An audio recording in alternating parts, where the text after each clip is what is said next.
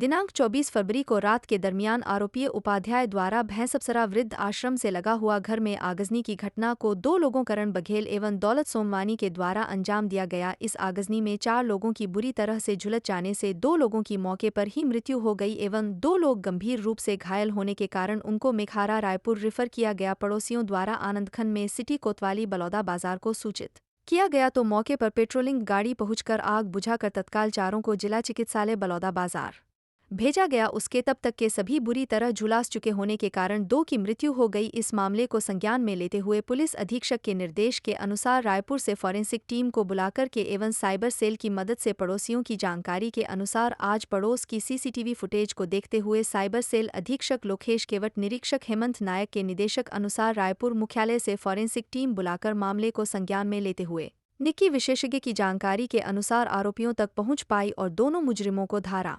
302 धारा 307 धारा 436 धारा 342 धारा 120 बी के तहत कार्यवाही करते हुए करण बघेल एवं दौलत सुमवानी को जेल भेजा। ऐसा दिया गया है कि आपके शेयर के दाम घट बढ़ रहे हैं, तो आप हमारे इसमें इन्वेस्ट करिए। उस चक्कर में उन्होंने 1,65,000 रुपये लगभग उनके कहे गए अकाउंट में ट्रांसफ़र कर दिया। फिर उनको बाद में एहसास हुआ कि ये गलत हुआ, तब उन्होंने शिकायत की और टोल फ्री नंबर 1930 पर उन्होंने इसकी शिकायत दर्ज की और वो शिकायत उसी ऑनलाइन माध्यम से हमारे पास इजीली में ट्रांसफ़र होकर आई थी। तो थाना उनको नहीं जाना पड़ा एक बार। इसमें अच्छी बात ये है ऑनलाइन ही पूरी प्रक्रिया हुई और साइबर सेल ने बहुत तत्परतापूर्वक उसमें काम किया और बहुत जल्दी उसके जांजगीर चांपा जिले के नगर पंचायत राहौद में कांग्रेस अध्यक्ष सत्या राजेंद्र गुप्ता के कार्यकाल से नाराज होकर 4 मई 2022 को कलेक्ट्रेट में अविश्वास प्रस्ताव का आवेदन प्रस्तुत किया था, लेकिन अध्यक्ष ने हाईकोर्ट से अविश्वास प्रस्ताव पर रोक लगा ली थी। छत्तीसगढ़ में सरकार बदलते ही ग्राम पंचायत व नगरीय निकायों में अविश्वास प्रस्ताव की दौड़ जारी है।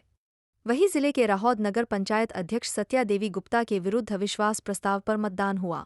बता दें कि अध्यक्ष के विरुद्ध उपाध्यक्ष मंगली बाई यादव एवं 11 अन्य पार्षदों समेत अविश्वास प्रस्ताव लाने के लिए मोर्चा खोल दिया था, जिसमें नगर पंचायत अध्यक्ष सत्या देवी गुप्ता के पक्ष में केवल 0 मतदान पड़े और वही विपक्ष में 11 मतदान पड़े। इस तरह से नगर पंचायत अध्यक्ष से नाराज पार्षदों ने अपनी जीत तय कर ली। आपको बता दें कि नगर पंचायत अध्यक्ष प्रतिनिधि ने मीडिया से बयान देते हुए कहा था कि राज्य में केवल भाजपा का सरकार नहीं है, बल्कि हम सबकी सरकार है। हमें जीत अवश्य रूप से मिलेगी। विश्वास लगाए थे, क्या कुछ हुआ? मई 2022 में हम लोग 12 पार्षद मिलकर अविश्वास लगाए थे, जिसमें से 11 वोट मिला। हम लोग नरेंद्र मोदी के योजनाओं के अनुसार विकास कार्य करेंगे। आज आप लोग द्वारा अविश्वास प्रस्ताव लगाया गया था, क्या कुछ हुआ, प्रक्रिया में बताएंगे? आज अविश्वास प्रस्ताव लगाया गया था, जिसमें हम लोग पक्ष 11 मत पाए और विपक्ष ने 4 मत पाए। कार्य शैली सही नहीं था। परिषद व कुछ भी का परिषद का बैठक नहीं लेते थे। उसका काम में कोई निकम्मा टाइप का था। विकास करेंगे गांव का, जनहित में पूरा काम करेंगे, जैसे आवास है, नल जल पानी, ये सब का काम। राज्य सरकार के मंशानुरूप विद्यालयों में अध्ययनरत छात्रों को यातायात नियमों की जानकारी प्रदान किया जाना है, जिसके तहत कलेक्टर कोरिया विनय कुमार लंगे एवं पुलिस अधीक्षक कोरिया सूरज सिंह परिहार के निर्देशानुसार अतिरिक्त पुलिस अधीक्षक श्रीमती मोनिका ठाकुर, उप पुलिस अधीक्षक श्याम मधुकर के मार्गदर्शन, जिला शिक्षा अधिकारी कोरिया जितेंद्र गुप्ता, डीएमसी समग्र शिक्षा डॉ संजय सिंह, बीआरसी सोनहत एरोन बखला की पहल पर यातायात पुलिस जागरूकता अभियान को लेकर मंगलवार को शासकीय उच्चतर माध्यमिक विद्यालय सोनहत व एकलव्य आवासीय विद्यालय सोनहत एवं शासकीय उच्चतर माध्यमिक विद्यालय अकलासरी, बुधवार को स्वामी आत्मानंद उत्कृष्ट हिंदी माध्यम विद्यालय कटकोड़ी के छात्रों को लांस नायक महेश मिश्रा द्वारा यातायात नियमों, संकेतों एवं चिन्हों, महिला उत्पीड़न, घरेलू हिंसा, पॉक्सो अधिनियम, साइबर अपराध, मानव व्यापार से संबंधित जानकारी प्रदान की गई। नाबालिग छात्रों को वाहन न चलाने की समझाइश दी गई। साथ ही 18 वर्ष से ऊपर की आयु होने पर ड्राइविंग लाइसेंस बनवाने के बाद ही वाहन चलाने के लिए कहा गया। यातायात नियमों की विस्तृत जानकारी प्रदान की गई। छात्रों व विद्यालयीन स्टाफ के द्वारा पूछे गए प्रश्नों का सही उत्तर दिया गया, छात्राओं को भविष्य में यातायात नियमों का उल्लंघन न करने के लिए संकल्पित किया गया। साथ ही पूछे गए प्रश्नों के सही जवाब देने वालों को पुरस्कृत किया गया। यातायात लांस नायक महेश मिश्रा द्वारा यातायात के अनिवार्य चेतावनी एवं सूचनात्मक चिन्हों की जानकारी के साथ यातायात संबंधित विस्तृत जानकारी प्रदान करते हुए चौराहा पार करने का नियम, ट्रैफिक सिग्नल लाइट, हाथों के संकेतों के माध्यम से यातायात व्यवस्था का संचालन, हेलमेट और सीट बेल्ट की अनिवार्यता, 2 पहिया वाहन में 3 सवारी न चलना, वाहन चलाते समय मादक द्रव्यों का सेवन न करना, तेज गति व लापरवाही पूर्वक वाहन न चलाना, प्रेशर हॉर्न का उपयोग न करना, वाहन चलाते समय मोबाइल फोन का उपयोग नहीं करने, जेब रा क्रॉसिंग, रेलवे क्रॉसिंग, गुड़ समेरिटन, लाइसेंस बनवाने के नियम, दुर्घटना के कारण, दुर्घटना घटित होने पर चालक के कर्तव्य, सड़क सुरक्षा मितान, सड़क पर वाहन चलाने का सही तरीका, मोटर व्हीकल एक्ट की विभिन्न धाराएं व उसमें निर्धारित जुर्माने की राशि से संबंधित जानकारी प्रदान की गई एवं जीवन में यातायात नियमों के पालन करने की शपथ दिलाई गई। उक्त जागरूकता अभियान के दौरान विकासखंड शिक्षा अधिकारी अरविंद सिंह, खंड स्रोत समन्वयक एरोन लकड़ा, विभिन्न विद्यालयों के प्राचार्य देवदत्त सिंह, वीरेंद्र तिवारी, सुखलाल राजवाड़े, सैनिक राजेश खलखो सहित विद्यालयीन स्टाफ एवं काफी संख्या में छात्र छात्रा उपस्थित रहे। एमसीबी छत्तीसगढ़ के मनेन्द्रगढ़ में मोहारपारा और चमवारीडांड के रहने वाले रामनारायण और कौशल सिंह ने विश्व मंगल कामना के उद्देश्य और अयोध्या में रामलला के दर्शन के लिए अपनी पदयात्रा शुरू करने से पहले दक्षिणमुखी हनुमान बालाजी महाराज मंदिर मोहारपारा, मुख्य बाजार स्थित श्रीराम मंदिर और हनुमान टेकरी पहुंचकर भगवान का आशीर्वाद लिया। भगवान श्रीराम को ये दोनों युवक अपना आराध्य मानते हैं। आपको बता दें कि उत्तर प्रदेश के अयोध्या में 22 जनवरी 2024 को राम मंदिर में रामलला की प्राण प्रतिष्ठा का भव्य आयोजन हुआ था। प्रभु श्रीराम को लेकर अभी भी देश के कोने कोने से लोगों की अनोखी भक्ति देखने को मिल रही है। ऐसे में एक ताज़ा मामला छत्तीसगढ़ के मनेन्द्रगढ़ से सामने आया है, जिसमें मोहारपारा के रामनारायण और चमवारीडांड के रहने वाले कौशल सिंह ने विश्व की मंगल कामना को लेकर अयोध्या तक की पदयात्रा शुरू की है। रामनारायण और कौशल की यह पदयात्रा 28 फरवरी 2024 को मनेन्द्रगढ़ से शुरू होकर बैकुंठपुर, पटना, भैयाथान, प्रतापपुर, हाथीनाला, बबनी बॉर्डर होते हुए काशी, जौनपुर, सुल्तानपुर से गुजरकर 22 मार्च 2024 को अयोध्या पहुंचेगी। क्षेत्र की जनता ने उनके सफल पदयात्रा की कामना की है। कोंडागांव जिले में दादरगढ़ से लेकर घोड़ागांव तक लगभग 100 किलोमीटर का दायरा नेशनल हाईवे 30 में शामिल है। इसके अलावा कोंडागांव जिला में तेजी से सड़कों का जाल भी बिछ रहा है। इन सड़कों में कई गंभीर सड़क हादसे होते हैं, जहां सबसे पहले पुलिस के जवान पहुंचते हैं। पुलिस के जवान ऐसी परिस्थितियों में घायलों को अन्य चिकित्सा सुविधा स्वयं से उपलब्ध करवा सके, इसके लिए प्रारंभिक चिकित्सा प्रशिक्षण कार्यक्रम कोंडागांव के पुलिस रक्षित केंद्र में चलाया जा रहा है। इस कार्यक्रम में आईटीबीपी के जवानों के माध्यम से पुलिस के जवान और बस्तर फाइटर के जवानों को प्रारंभिक चिकित्सा सुविधा के प्रशिक्षण दिए जा रहे हैं। यह कार्यक्रम केवल सड़क हादसे में ही कारगर साबित नहीं होगा, बल्कि जिले के नक्सल ऑपरेशन के दौरान होने वाले कैजुअल्टी में भी काफ़ी फायदेमंद साबित हो। सबको नमस्कार। आज सुबह कोंडागांव जिला में पुलिस लाइन में आईटीबीपी और हमारा जिला पुलिस बल, बस्तर फाइटर सभी को इन्वॉल्व करके एक सेशन रखा गया है।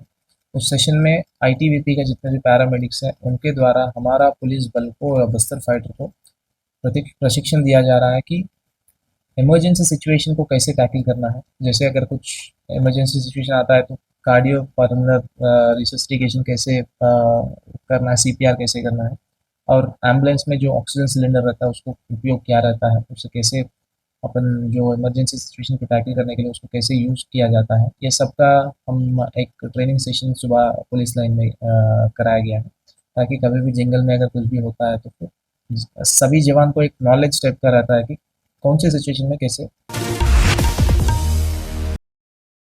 जगदलपुर कलेक्टर विजय दयाराम के ने चित्रकोट महोत्सव की तैयारियों का मौका निरीक्षण कर जायजा लिया। चित्रकोट महोत्सव के अवसर पर महिला एवं बाल विकास विभाग द्वारा मुख्यमंत्री कन्या विवाह योजना के तहत विवाह कार्यक्रम, विभिन्न विभागों के विभागीय प्रदर्शनी, सांस्कृतिक कार्यक्रम और खेलकूद की गतिविधियों के स्थल और अन्य व्यवस्थाओं के संबंध में चर्चा कर अधिकारियों को आवश्यक निर्देश दिए। इस अवसर पर पुलिस अधीक्षक शलभ सिन्हा, मुख्य कार्यपालन अधिकारी जिला पंचायत प्रकाश सर्वे, अति पुलिस अधीक्षक महेश्वर नाग, एसडीएम लोहांडीगुड़ा एसएल सिन्हा, लोक निर्माण विभाग के अधिकारी, जिला और जनपद पंचायत के अधिकारी उपस्थित थे। साधराम हत्याकांड की होगी एनआईए जांच। मुख्यमंत्री विष्णुदेव साय ने की बड़ी घोषणा। साधराम के परिजनों ने की सीएम साय से मुलाकात। एचएम और सीएम ने मैराथन बैठक के बाद लिया निर्णय। सीएम साय और एचएम विजय शर्मा ने सारे परिजनों से की विस्तृत चर्चा। झिरम के बाद छत्तीसगढ़ में ये दूसरा मामला जिसकी एनआईए करेगी जांच। एनआईए को जांच सौंपने का मुख्यमंत्री ने किया ऐलान। साधराम की हत्या को अंजाम राजस्थान के हत्याकांड की तरह दिया गया था। साधराम यादव की निर्दयतापूर्वक हत्या कर दी गई और उससे कोई दुश्मनी नहीं था, फिर भी लोगों ने बिल्कुल निर्दयतापूर्वक गला रेत कर उसकी हत्या कर दिए और इस घटना की जितनी निंदा की जाए कम है। और आज उनके परिजन, उनके तीनों भाई, उनकी धर्मपत्नी यहाँ पर न्याय मांगने के लिए हम लोगों के पास आए हैं। वैसे दोषीदार सब उनकी गिरफ्तारी हो गई है, लेकिन जिस निर्दयता के साथ हत्या हुई है साधराम यादव की, उसको देखते हुए परिजनों का मांग है कि उच्च स्तरीय जांच हो और कड़ी से कड़ी सज़ा दोषीदार लोगों को मिले।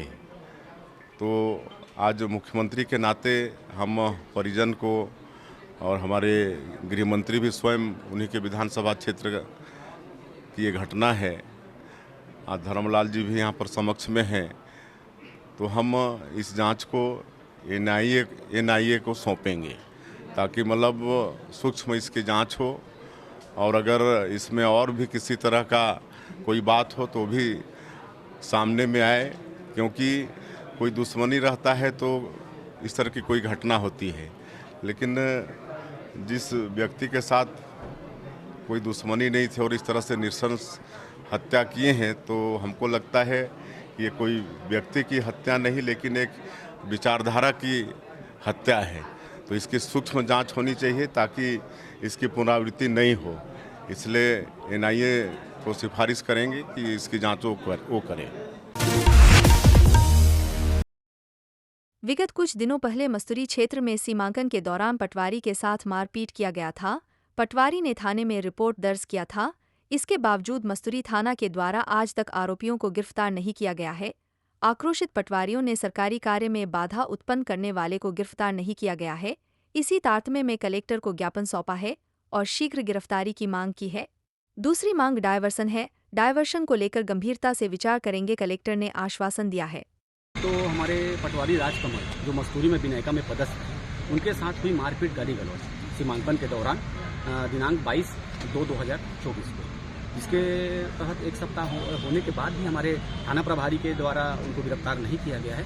ये संबंध हम कलेक्टर साहब से मिलने आए थे और कलेक्टर साहब ने हमको आश्वस्त किया कि मैंने एसपी साहब को बोलकर उन्हें गिरफ्तार करवाता हूँ। दूसरी हमारी जो मांगे थी वो डायवर्सन के संबंध में जो प्रकरण हाईकोर्ट में लंबित है, जिसका आप लोग मीडिया वाले दे ही रहे हैं, उसके संबंध में हम मिलने आए थे। तो बोले कि उसके संबंध में मैं सकारात्मक विचार करूँगा।